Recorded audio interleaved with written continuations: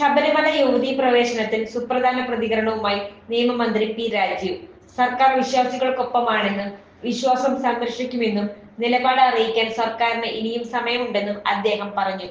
കോടതി പരിശോധിക്കുന്നത് ഭരണഘടനാപരമായ പ്രശ്നങ്ങളാണ്. യെസ് ഓർ നോ പറയേണ്ട സാഹചര്യമല്ല, എല്ലാ വശങ്ങളും ആലോചിക്കേണ്ടതുണ്ടെന്നും മന്ത്രി പി രാജീവ് വ്യക്തമാക്കി. യുവതീ പ്രവേശനത്തിൽ രണ്ടു ഭാഗവും പരിശോധിക്കും. വിശ്വാസികളുടെ താൽപര്യങ്ങൾ പരിഗണിക്കും, സാമൂഹ്യ പരിഷ്കർത്താക്കളുടെ താൽപര്യങ്ങളും പരിഗണിക്കും.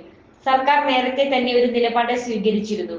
സുപ്രീം കോടതി ഉത്തരവ് വന്നപ്പോൾ കോൺഗ്രസും BJPയും അത് സ്വാഗതം ചെയ്തിരുന്നു. എന്നാൽ NSS സ്വീകരിച്ച നിലപാട് വ്യത്യസ്തമായിരുന്നു.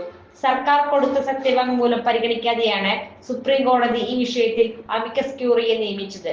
പിന്നീട് അവർ തന്നെ ഒരു വിധിയിലേക്ക് എത്തുകയായിരുന്നു. വിഷയവുമായി ബന്ധപ്പെട്ട് 7 അടിസ്ഥാന പ്രശ്നങ്ങൾ പരിഗണിച്ചാൽ മാത്രമാണ് മറ്റ് വ്യാഖ്യാനങ്ങളിലേക്ക് പോകാൻ സാധിക്കുക എന്നാണ് സുപ്രീം കോടതി പറഞ്ഞത് മന്ത്രി കൂട്ടിച്ചേർത്തു.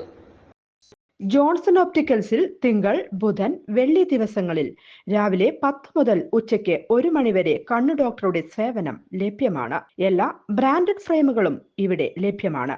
ഡ്രൈവിംഗ് ലൈസൻസിനുള്ള സർട്ടിഫിക്കറ്റുകൾ കൂടാതെ ഡോക്ടർമാർ നിർദ്ദേശിക്കുന്ന എല്ലാ തരം കണ്ണടകളും ജോൺസൺ ഒപ്റ്റിക്കൽസിൽ നിന്നും ലഭിക്കുന്നു.